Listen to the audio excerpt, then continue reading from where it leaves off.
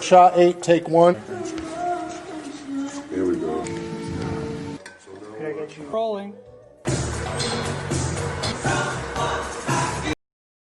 Potential.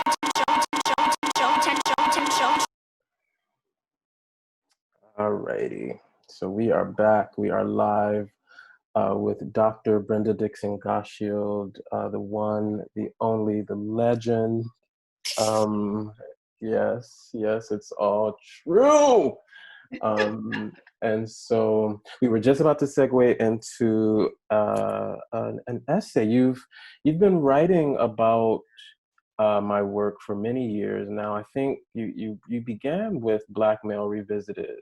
Yes. And I think you've written about each work, which is a kind of book itself. Now that I think about it, I mean, there's a collection that we should think about that, Dr. B. Yes, and it was for Miami Basel. Yeah, exactly. And yeah. then the for seancers. Yeah, seancers. Yeah.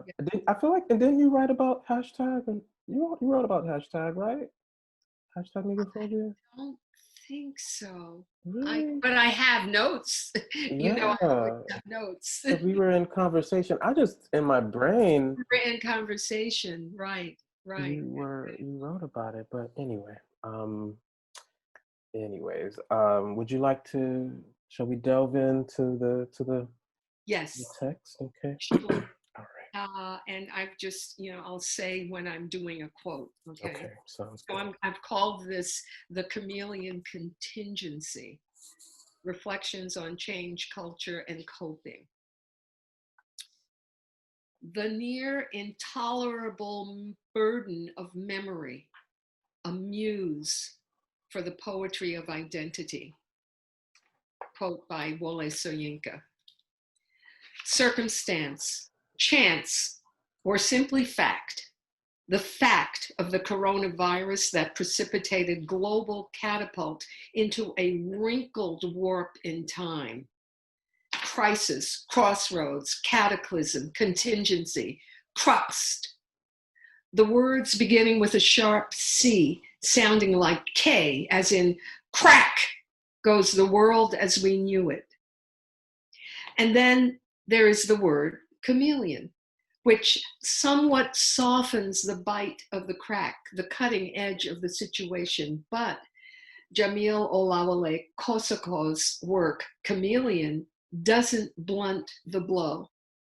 It leans on us to enter the fray and bear witness to this artist's dig into another virus, namely the plague of his personal history and memory that frame the past and predicate the future. The Chameleon Contingency.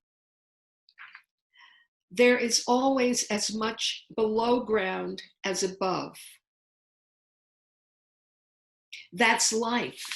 The dead keep the living alive. Kosoko's Chameleon reifies those quotes from the book by Richard Powers, The Overstory. And those lines open and close his novel, The Overstory, which is a prescient read during the pandemic. Seek, and you shall find.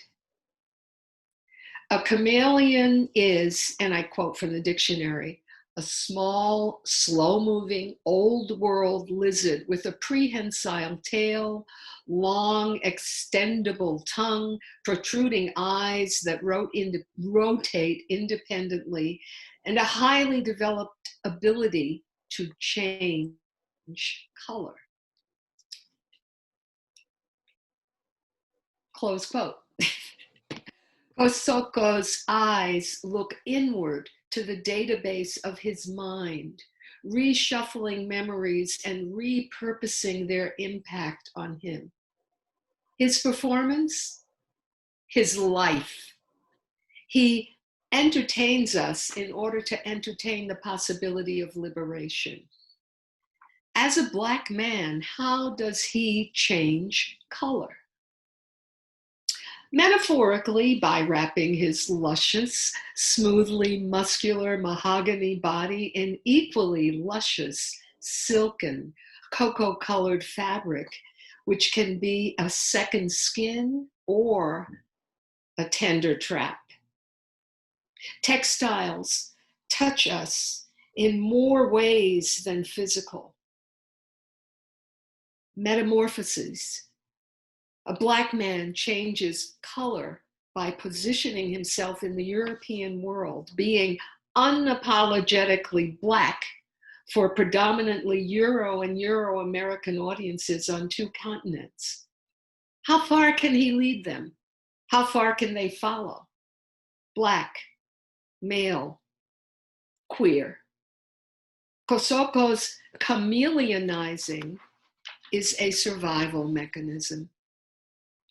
In his code-switching format, in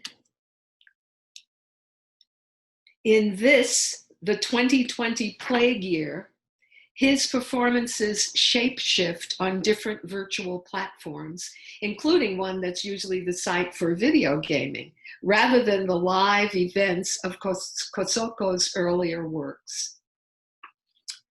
Deliver us from memory, poet Tracy K. Smith. The past will always leave a footprint. Kosoko is the quintessential embodiment of James Baldwin's description, and I quote, "All art is a kind of confession, more or less oblique. All artists, if they are to survive, are forced at last to tell the whole story, to vomit the anguish up," end quote. Building on 2 of his previous works, Seancers and #Negrophobia, Kosoko harnesses the power of family and ancestral spirit. He is both priest and novice, mining his Nigerian and African-American heritage to deploy cultural energies of trickster, conjurer, magician, healer. He is the conduit, negotiating the channel at the juncture between living and dead, between now, before, and hence. Freedom fighter Harriet Tubman conducted runaways escaping slavery on a journey fashioned by the force of the ancestors' stories. Tubman could shrink time and space into a wrinkle leading to freedom.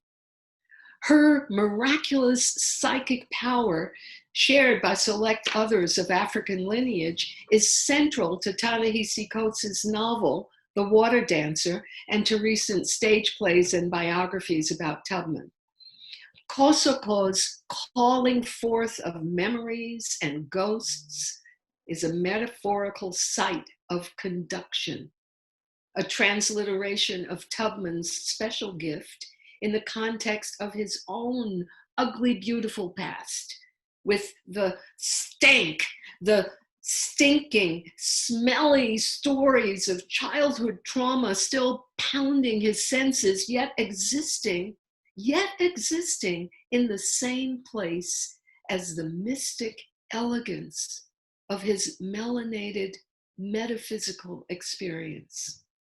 He is always in contact and collaboration with the ancestors. I am performing myself into being in an attempt to communicate my interiority. Jaamil Olawale Kosoko. Chameleon is a sense stimulator with soundscape, voices, music, motion, dance, costume. Beyond the lurking shadows of grief, there is a wicked wit at work. Throughout, Kosoko moves slowly, deliberately, navigating the thick air of his memories and fantasies. In some versions, we see a short glimpse of his perfectly shaped brown buttocks, where the words "Black Power" are spray painted in gold glitter. Elsewhere, he transforms into a soul singer and later a pop icon. in a section called The Hold, as he emerges from his brown silken chrysalis.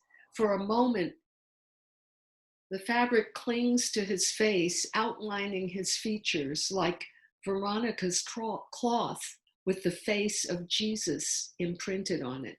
Frequently, he wears visors or sunglasses, which are known in Haitian Vodun to be necessary accoutrements for Gede, the deity of the crossroads between life and the hereafter. Indeed, Kosoko is performing multiple cultures and sides of his interiority as both the knower and the seeker. His stage landscapes are cluttered with the stuff of ritual play. He balances on the limen, creating a liminal world and daring us to cross over with him. To balance, but maybe to teeter and fall. His uncle, brother, mother, through a futuristic, Afrofuturistic schema that leads back to himself. He embraces the transformative power of performance to speak the unspeakable, to liberate the psyche. Each iteration of Chameleon changes the color of perceptions around performance. The who, what, when, where, why, and how are more up for grabs more than ever before, given the way our world has changed with COVID-19. What is shown in a performance event will not be the same the next time around, not necessarily offered on the same platform. Quoting Kosoko again, I think all artists have foresight. The work that we do is to create futures and invite people into them, close quote. Kosoko is on to something. His term interiority is echoed by these words from African-American poet Elizabeth Alexander, and I quote, "The Black interior is a metaphysical space beyond the Black public every day toward power and wild imagination that Black people ourselves know we possess, but need to be reminded of," close quote. Kosoko reminds us, all of us, beyond the cultural, social, racial barriers of our particular comfort zone, that who we are is more than skin deep. As Danez Smith's poem, Don't Call Us Dead, says, and as Kosoko's work asserts, and I quote the poem, every day you wake, you raise the dead. Everything you do is a miracle. Ashe. Ashe. Ashe. Whew. I just want to take a moment. I love your work. I love your work. And you, Dr. B, you and your work. Thank you. Just want to take a moment because I think that requires us to just to sit and take a breath, to acknowledge, to hold, to metabolize.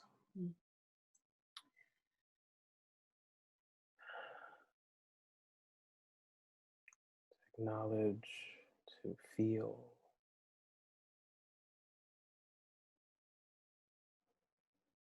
And to breathe.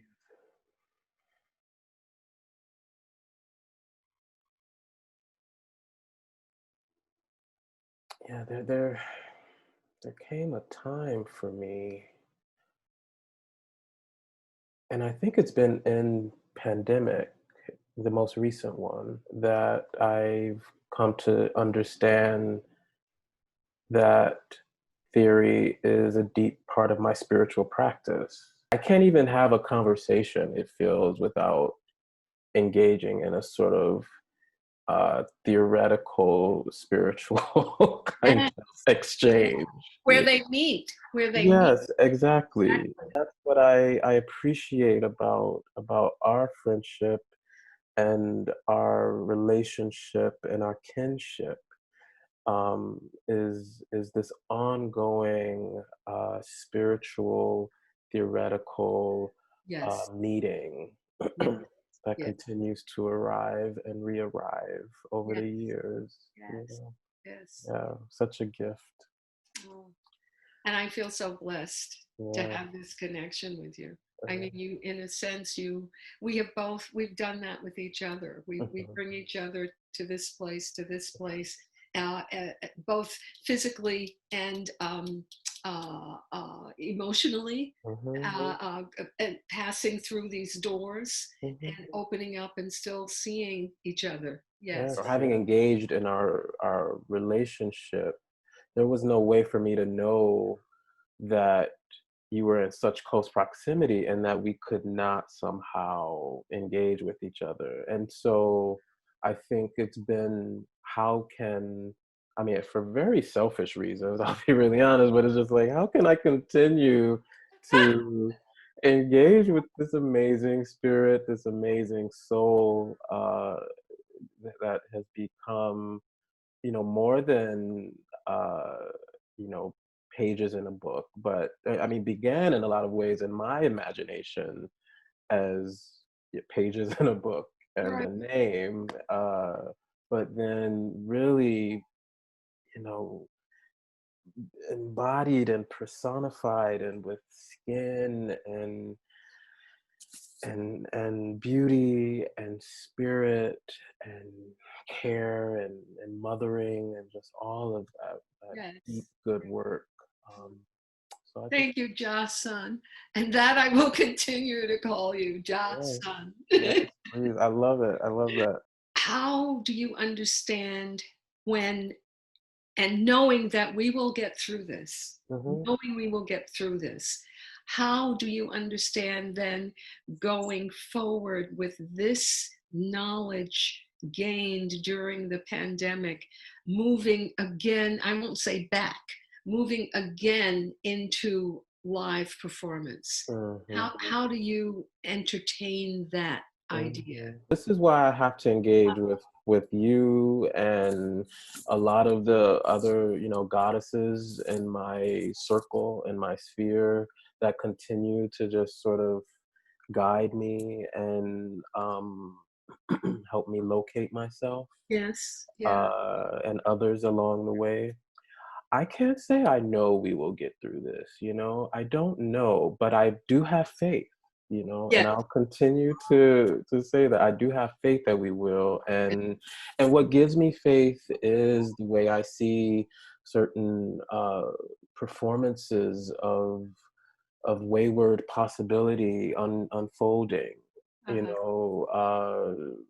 The graffiti becomes art, the protest becomes choreography, all of it become strategies and tools and systems for integrating. But we know that this process is not easy. It has never been easy, the work of integration inside of America.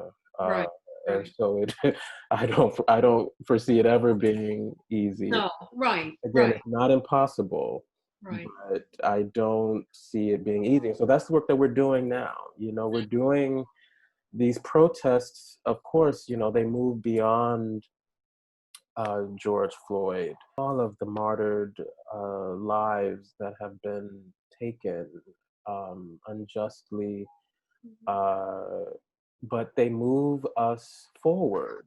Mm-hmm. And eventually, I think they move us uh, into some kind of configuration and arrangement uh, indoors per se. But I think we're going to see performance happening for a while outside, and I think Oh, there's a interesting. there's Uh-huh. a reason why. Like Oh, I think it had become like these walls, these institutions had grown in too much power in a lot of ways and had become really complacent, I think, mhm, uh, mhm, mhm.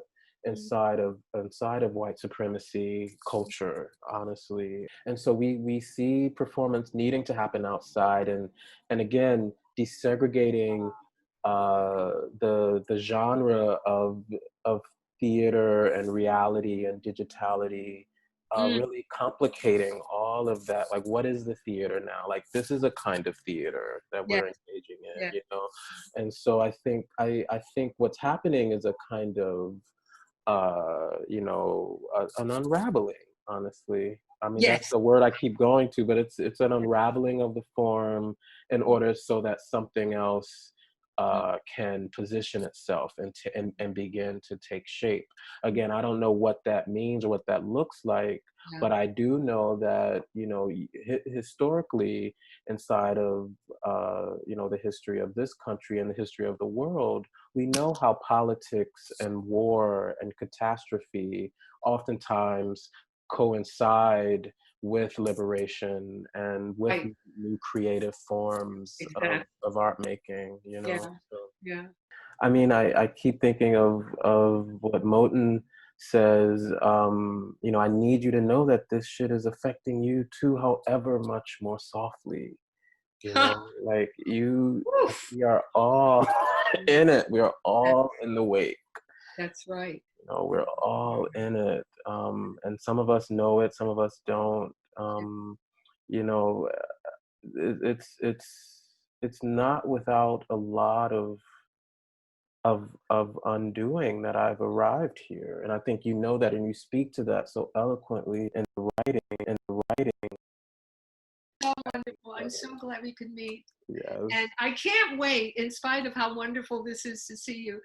Man, I can't wait to like really hug you. Really hug you. Me too.